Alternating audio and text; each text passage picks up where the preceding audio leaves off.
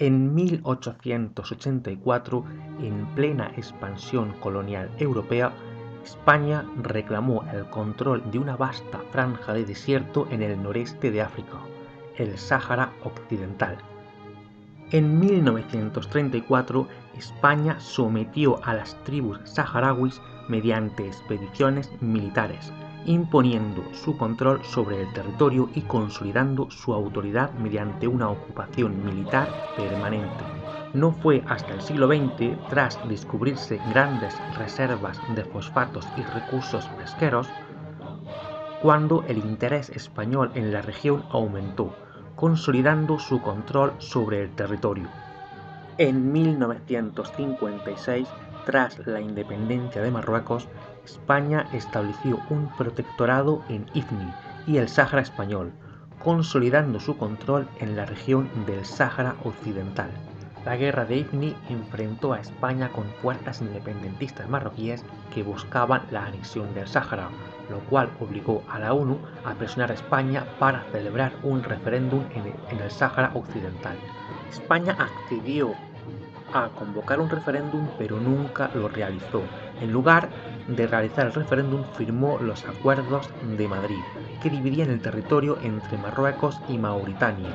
El Frente Polisario se creó para luchar contra la ocupación española y posteriormente contra la anexión marroquí y mauritana del Sáhara Occidental, con el objetivo de conseguir la independencia y autodeterminación del pueblo saharaui. En noviembre de 1975, Marruecos organizó una movilización masiva conocida como la Marcha Verde. En esta Marcha Verde, unas 350.000 personas marcharon hacia el Sáhara Occidental para reclamar el territorio como territorio marroquí. Esta acción pacífica fue respaldada por el gobierno de Marruecos y presionó a España para que abandonara el Sáhara, lo que llevó a la firma de los Acuerdos de Madrid, y el Sáhara Occidental se repartió entre Marruecos y Mauritania. Ningún país del mundo reconoce la soberanía marroquí sobre el Sáhara y 40 países reconocen al Sáhara Occidental como un país independiente.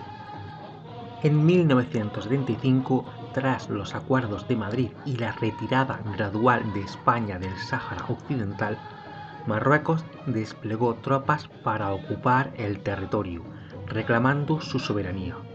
Este movimiento coincidió con la Marcha Verde, una estrategia pacífica de Marruecos para presionar la salida española, pero también con la entrada de fuerzas militares marroquíes en el Sáhara Occidental. Aunque la retirada de España estaba en marcha, hubo enfrentamientos entre soldados marroquíes y las fuerzas españolas aún presentes en el territorio. Estos choques fueron limitados, ya que España, bajo presión política e internacional, evitó un conflicto prolongado y aceleró su salida, dejando el control militar y administrativo a Marruecos y Mauritania. Sin embargo, la situación dio paso al conflicto armado entre Marruecos y el Frente Polisario, que buscaba la independencia del Sáhara Occidental. El Aaiún, la ciudad en la que yo vivía, la capital del Sáhara Occidental, esas edades que teníamos adolescentes, desde los 13 hasta los 18 años, se convivía perfectamente en las dos culturas, digamos, los saharauis y los españoles. Jugábamos al fútbol, nos bañábamos en la piscina, perseguíamos a las chicas y hacíamos las típicas cosas de adolescentes que hacen en todos los pueblos de España. Estaba estudiando arquitectura, el segundo curso de arquitectura, en el 74. Y una bolita en el sorteo me sorteó y me mandó al Aaiún. Yo no sabía ni dónde estaba el Aaiún porque el Sáhara en esa época era materia reservada y nos hablaba de la colonia del Sáhara Occidental, de las 53 provincias españolas que se consideraba el Sáhara. Pero de repente me mandaron a un cartel en campamento, me cortaron el pelo y en un avión me mandaron al Aaiún. Yo he estado durante 1 año y medio haciendo el servicio militar allí y he conocido lo que España les había prometido durante todos los años, que iba a respetar su derecho a la autodeterminación y a la independencia como cualquier pueblo africano que después de la noche colonial tiene derecho a decidir libremente su futuro. El principal movimiento de liberación del Sáhara Occidental fue el Frente Polisario. Se fundó en 1973 con el objetivo de luchar por la independencia del pueblo saharaui. Originalmente se creó para combatir la colonización española, pero después de la retirada de España en 1975, el Polisario dirigió su lucha contra Marruecos y Mauritania, que habían ocupado el territorio tras los acuerdos de Madrid.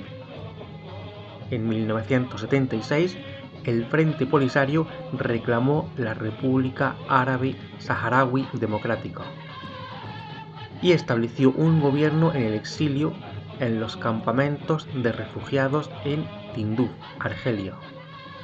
El Frente Polisario llevó a cabo una guerra de guerrillas contra Marruecos, que terminó en un alto el fuego en 1991, bajo la mediación de Naciones Unidas y con la promesa de un referéndum de autodeterminación que aún no se ha realizado. El Frente Polisario sigue siendo el principal representante del pueblo saharaui en la lucha por su independencia, manteniendo su reclamo de un referéndum para decidir el futuro del Sáhara Occidental. Hemos dicho que ningún país reconocía la soberanía de Marruecos. Sin embargo, vamos a hacer una puntualización. Eso fue hasta el año 2020. En diciembre del año 2020, Donald Trump reconoció oficialmente la soberanía de Marruecos sobre el Sáhara Occidental. Este hecho fue clave. Y te estarás preguntando, ¿por qué? La razón es la siguiente. Donald Trump reconoció la soberanía del Sáhara a cambio de que Marruecos reconociera el Estado de Israel. O dicho en otras palabras, Estados Unidos reconoce el Sáhara Occidental y Marruecos reconoce el Estado de Israel. Marruecos acordó normalizar relaciones con Israel, lo que le dio al Reino de Marruecos un apoyo diplomático crucial. En ese momento, España estaba atrapada entre su posición tradicional de neutralidad y la creciente presión internacional, especialmente de sus aliados occidentales. El reconocimiento de Trump forzó a España a reconsiderar su postura. Pedro Sánchez no podía ignorar un movimiento diplomático tan importante como puede ser el reconocimiento por parte de Estados Unidos del Sáhara Occidental. Para entender mejor la posición de Pedro Sánchez en este conflicto, tenemos que retroceder unos años, a la época de José Luis Rodríguez Zapatero. Durante el gobierno de Zapatero, las relaciones entre España y Estados Unidos se tensaron gravemente, especialmente tras la retirada de las tropas españolas de Irak en 2004. Esta retirada de las tropas españolas enfureció a George Bush, a la administración de George Bush. Las relaciones diplomáticas casi se rompieron entre España y Estados Unidos, y esto dejó un legado difícil para los gobiernos que vinieron después, Mariano Rajoy y Pedro Sánchez. Pedro Sánchez heredó esta compleja situación. Recuperar la confianza de Estados Unidos y alienar su política exterior con la de sus aliados se volvió una prioridad para Pedro Sánchez. Y en este contexto, el reconocimiento del Sáhara Occidental como parte de Marruecos se convirtió en una forma de restaurar y de fortalecer esa alianza. Otro momento importante es la delicada cuestión de Gibraltar, Ceuta y Melilla. Siempre que España reclama la soberanía sobre Gibraltar, Marruecos responde con reclamos sobre Ceuta y Melilla. Las dos ciudades españolas, como bien sabes, están en la costa africana.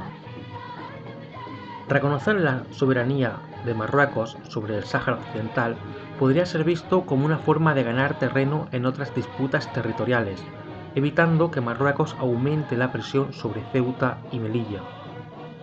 Esta maniobra diplomática podría interpretarse como un intento de evitar una escalada en los reclamos territoriales, especialmente en un momento en el que España también tiene su mirada puesta en la cuestión de Gibraltar con el Reino Unido. No podemos olvidar el apoyo de Francia a Marruecos y el rol de Alemania. Francia, uno de los principales actores en la política de la Unión Europea, tiene una relación histórica muy estrecha con Marruecos, ya que este fue una colonia francesa. Francia siempre ha apoyado las reclamaciones marroquíes sobre el Sáhara Occidental, y sobre Ceuta y Melilla, los Peñones y demás.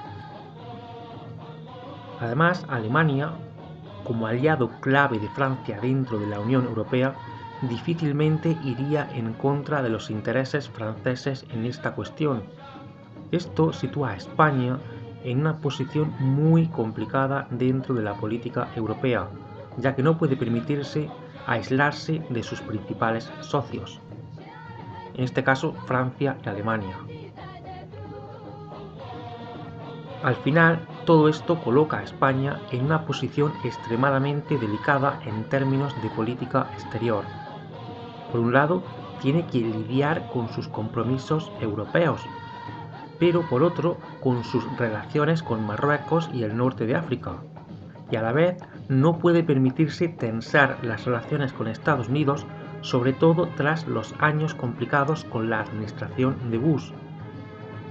Pedro Sánchez ha tratado de navegar por estas aguas turbulentas de la mejor manera posible, tomando una decisión pragmática que, aunque controvertida, busca mantener el equilibrio entre los distintos intereses que tiene que gestionar España.